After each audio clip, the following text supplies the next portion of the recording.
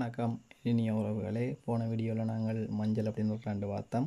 இந்த வீடியோவில் மஞ்சள் கிழங்குலேருந்து எப்படி மஞ்சள் பொடி தயாரிக்காண்டு பார்ப்போம்.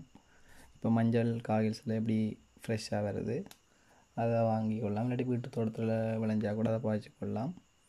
அதை வடிவாக நாங்கள் கழுவி சுத்தம் பண்ணிக்கொள்ளணும். ஃபர்ஸ்ட் மஞ்சள் கடையில் பொடியாக வாங்கணும் பார்க்க இப்படி நாங்கள் ரெடி பண்ணிக்கொள்கிறதால எங்களுக்கு கொஞ்சம் ப்ராஃபிட்டாக இருக்கும், இது காசு கொஞ்சம் குறைவாக இருக்கும்.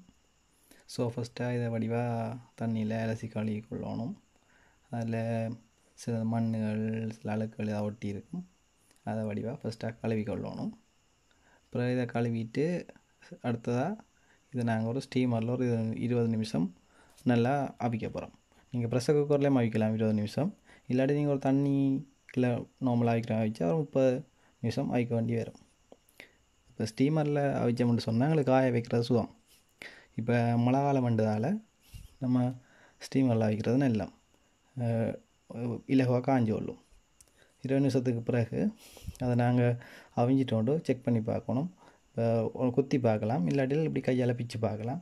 இப்போ நல்ல பர்ஃபெக்டாக குக்கான ரொம்ப சாஃப்டாக இருக்கும், முள்ளுக்கு ஈஸியாக குத்துப்படும்.